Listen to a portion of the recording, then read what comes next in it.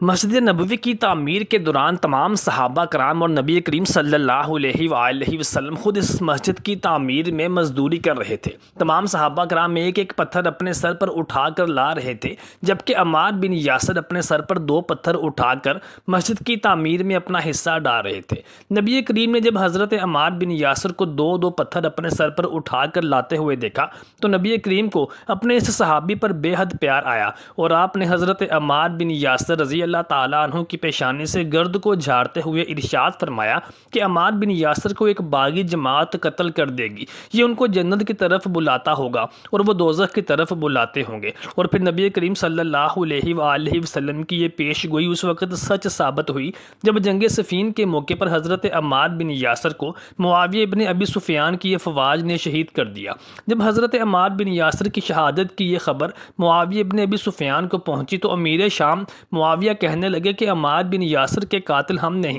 بلکہ علی رضی اللہ تعالیٰ عنہ ہے، کیونکہ حضرت علی رضی اللہ تعالیٰ عنہ نے عمار بن یاسر کی بیوی کو حضرت عمار بن یاسر سابقون الاولون صحابہ میں شمار ہوتے تھے۔ یہ جنگ جمل اور صفین میں سیدنا علی علیہ السلام کے شانہ بشانہ لڑنے والوں میں شامل تھے اور حضرت علی کا دست راست کہلانے والے رفیق دوست تھے۔ حضرت عمار بن یاسر بہادری اور جرأت اور وفاداری کا منہ بولتا ثبوت تھے۔ عمار بن یاسر کو امیر معاویہ نے صرف اس بنا پر قتل کروا دیا تھا کہ حضرت علی رضی اللہ تعالیٰ عنہ کے وفادار اور محب اہل بیت تھے، اور جب عمار بن یاسر کا سر ان کے تن سے جدا کر کے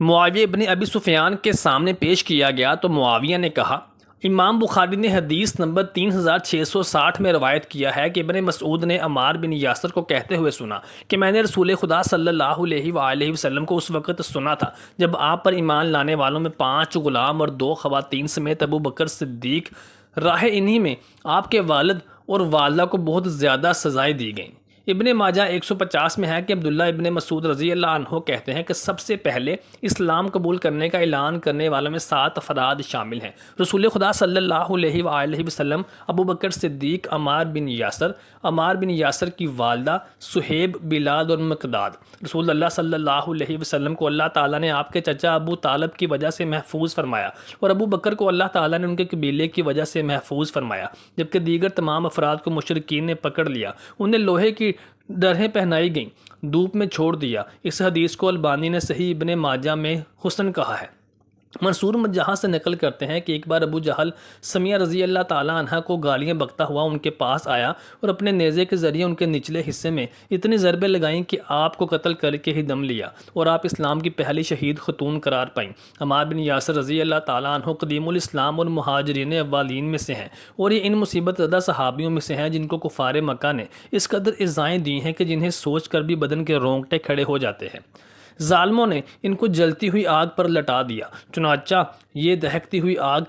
کے کوئلوں پر پیٹھ کے بل لیٹے رہتے تھے، اور جب نبی صلی اللہ علیہ وآلہ وسلم ان کے پاس سے گزرتے تو یہ آپ کو یا رسول اللہ صلی اللہ علیہ وآلہ وسلم کہہ کر پکارا کرتے، تو آپ صلی اللہ علیہ وآلہ وسلم ان کے لیے اس طرح سے آگ سے کہا کرتے کہ اے آگ میرے اس پیارے صحابی عمار پر ٹھنڈی ہو جا اور سلامتی والی ہو جا، جس طرح سے تو ابراہیم سلام اللہ علیہ پر ٹھنڈی ہو گئی تھی۔ حضرت عمار بن یاسر رضی اللہ تعالیٰ عنہ کی والدہ ماجدہ کو اسلام کی پہلی شہید خاتون ہونے کا اعزاز بھی حاصل ہے۔ ابو جہل حضرت عمار بن یاسر رضی اللہ تعالیٰ عنہ کے والد گرامی اور ان کی والدہ ماجدہ سیدہ سمیہ پر اس قدر ظلم و ستم کے پہاڑ توڑا کرتا تھا کہ ان کو رسیوں سے باندھ کر زمین پر گھسیٹا کرتا تھا، اور ایک دفعہ جب ابو جہل نے حضرت عمار بن یاسر رضی اللہ تعالیٰ عنہ کی والدہ سیدہ سمیہ کو حکم دیا کہ نبی صلی اللہ علیہ وآلہ وسلم کی شان میں گستاخی کرو، تو حضرت سمیہ نے الاحد الاحد یعنی اللہ ایک ہے پکارنا شروع کر دیا۔ یہ سن کر ابو جہل غصے سے آگ بگولا ہو گیا اور اس نے حضرت سمیہ کے پیٹ میں نیزہ گھسا دیا، جس سے ان کی شہادت واقع ہو گئی تھی۔ جب حضرت عثمان غنی رضی اللہ تعالیٰ عنہ کی شہادت کے بعد حضرت علی رضی اللہ تعالیٰ عنہ کی خلافت کی بیعت ہونے لگی تو اس وقت بہت سے صحابہ کرام ایسے تھے جنہوں نے حضرت عثمان غنی رضی اللہ تعالیٰ عنہ کی شہادت کا ذمہ دار ہی حضرت علی رضی اللہ تعالیٰ عنہ کو ٹھہرا دیا تھا اور ان کی خلافت کی بیعت بھی نہیں کر رہے تھے۔ انہی میں حضرت زبیر بن عوام رضی اللہ تعالیٰ عنہ اور حضرت طلحہ دونوں صحابی حضرت علی رضی اللہ تعالیٰ عنہ کے پاس حاضر ہوئے اور ان سے قصاص عثمان غنی اور حضرت عثمان کے قاتلین سے بدلہ لینے کا مطالبہ کیا اور مدینہ منورہ میں بڑھتی ہوئی بدامنی اور خراب حالات کو راہ راست پر لانے کا مطالبہ کیا تو حضرت علی رضی اللہ تعالیٰ عنہ نے ارشاد فرمایا کہ میری خلافت کو قائم ہوئے ابھی جمعہ 8 دن ہوئے ہیں، شورشوں اور فتنوں کا دور ہے، باغیوں اور بلوائیوں نے مدینہ منورہ میں اپنا تسلط قائم کیا ہوا ہے اور تمام مسلمان بھی میری خلافت کو قبول نہیں کر رہے۔ اگر میری خلافت کو قبول کر کے اس کو مضبوط کیا جائے، میرا ساتھ دیا جائے، پھر میں قاتلین عثمان کو گرفتار کر کے سزائیں دے سکتا ہوں۔ یہ دونوں صحابی حضرت علی رضی اللہ تعالیٰ عنہ کا یہ جواب سن کر سیدہ عائشہ صدیقہ رضی اللہ تعالیٰ عنہ کی خدمت میں حاضر ہوئے اور ان سے مدینہ منورہ کے پرآشوب حالات کا اور حضرت علی رضی اللہ تعالیٰ عنہ کی خلافت میں ہونے والی اس بدامنی کا ذکر کرتے ہوئے کہا کہ حضرت علی رضی اللہ تعالیٰ عنہ کو خلافت سے دستبردار ہونا ضروری ہے۔ چنانچہ یہ دونوں صحابی حضرت عائشہ صدیقہ رضی اللہ تعالیٰ عنہ کی سرکردگی میں جنگ جمل کے میدان میں حضرت علی رضی اللہ تعالیٰ عنہ کے خلاف جنگ کرنے نکلے۔ ادھر حضرت علی رضی اللہ تعالیٰ عنہ نے حضرت عمار بن یاسر رضی اللہ تعالیٰ عنہ کو کوفہ میں مسلمانوں کو جہاد کی ترغیب دلانے کے لیے بھیجا۔ حضرت عمار بن یاسر رضی اللہ تعالیٰ عنہ کوفہ پہنچے اور آپ نے کوفیوں سے خطاب کرتے ہوئے فرمایا کہ اے مسلمانوں، اس میں کوئی دو رائے نہیں کہ سیدہ عائشہ صدیقہ رضی اللہ تعالیٰ عنہ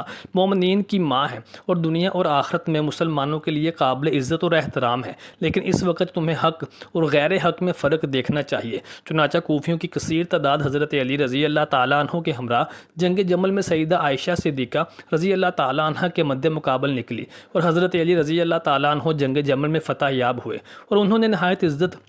اور تکریم کے ساتھ سیدہ عائشہ صدیقہ رضی اللہ تعالیٰ عنہ کو مدینہ منورہ واپس بھجوانے کے انتظامات بھی کیے۔ جنگ صفین کے موقع پر حضرت عمار بن یاسر رضی اللہ تعالیٰ عنہ حضرت علی کرم اللہ وجہ الکریم کے ان جان سار سپاہیوں میں شامل تھے جو کہ دل و جان کے ساتھ معاویہ ابن ابی سفیان کی فوج سے قتال کر رہے تھے۔ اب چونکہ دوسری جانب لڑنے والے مسلمانوں میں بھی بہت سارے صحابہ کرام شامل تھے جو کہ اس حدیث عمار کو جانتے تھے کہ جو نبی کریم صلی اللہ علیہ وآلہ وسلم نے حضرت عمار بن یاسر رضی اللہ تعالیٰ عنہ کے بارے میں پیش گوئی فرما رکھی تھی کہ عمار کو ایک باغی جماعت قتل کرے گی۔ چنانچہ جنگ کے میدان میں معاویہ ابن ابی سفیان کی جانب سے لڑنے والے سپاہی حضرت عمار بن یاسر رضی اللہ تعالیٰ عنہ سے بچ کر جنگ میں لڑ رہے تھے۔ جہاں بھی عمار بن یاسر رضی اللہ تعالیٰ عنہ ان کو نظر آتے تو وہ ان سے کنارہ کشی اختیار کر لیتے تھے اور کوئی بھی یہ نہ چاہتا تھا کہ عمار بن یاسر رضی اللہ تعالیٰ عنہ کا خون ان کے ہاتھوں ہو۔ چنانچہ جہاں پر اتنے لوگ حضرت عمار بن یاسر رضی اللہ تعالیٰ عنہ سے بچ کر جنگ میں لڑ رہے تھے،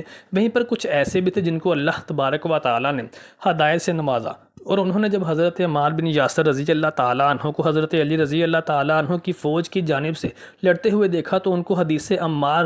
یاد آ گئی اور حضرت عمار بن یاسر رضی اللہ تعالیٰ عنہ کو باغی جماعت قتل کرے گی یہ حدیث یاد آئی۔ چنانچہ انہوں نے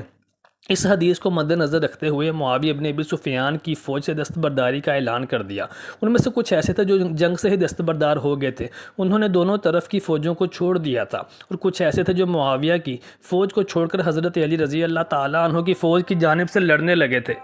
حضرت عمار بن یاسر رضی اللہ تعالیٰ عنہ بے جگری اور بہادری کے ساتھ لڑ رہے تھے کہ الغادیہ نامی ایک اموی لشکری نے ان پر نیزے کا ایسا کاری وار کیا کہ عمار بن یاسر رضی اللہ تعالیٰ عنہ جام شہادت نوش فرما گئے۔ شہادت کے وقت عمار بن یاسر رضی اللہ تعالیٰ عنہ کی عمر مبارک 90 برس تھی۔ جب عمار بن یاسر رضی اللہ تعالیٰ عنہ کی شہادت وقوع پذیر ہو چکی تو ان کا سر تن سے جدا کر دیا گیا اور دو سپاہیوں کے درمیان بحث شروع ہو گئی۔ یہ کہتا تھا کہ عمار بن یاسر کو میں نے شہید کیا اور اس کا سر میں تن سے جدا کر کے معاویہ کے پاس لے کر جاؤں گا اور اس سے انعام حاصل کروں گا، اور دوسرا کہتا تھا کہ نہیں، یہ کارنامہ میں نے سر انجام دیا ہے، اس کا سر میں معاویہ کے پاس لے کر جاؤں گا۔ عمر بن عاص جو اس وقت ان کا جھگڑا دیکھ رہے تھے، آپ نے فرمایا یہ دونوں جہنم کے لیے لڑ رہے ہیں۔ اور جب عمر بن عاص نے معاویہ ابن ابی سفیان سے کہا کہ نبی صلی اللہ علیہ وآلہ وسلم نے ارشاد فرمایا تھا کہ عمار کو باغی جماعت قتل کرے گی، تو معاویہ ابن ابی سفیان نے عمر بن عاص سے خفگی کا اظہار کرتے ہوئے کہا کہ عمر تم کو کیا ہو گیا ہے، جو سپاہی ہمارے لیے اپنی جانوں کو خطرے میں ڈال رہے ہیں، جنگ اور قتال کر رہے ہیں،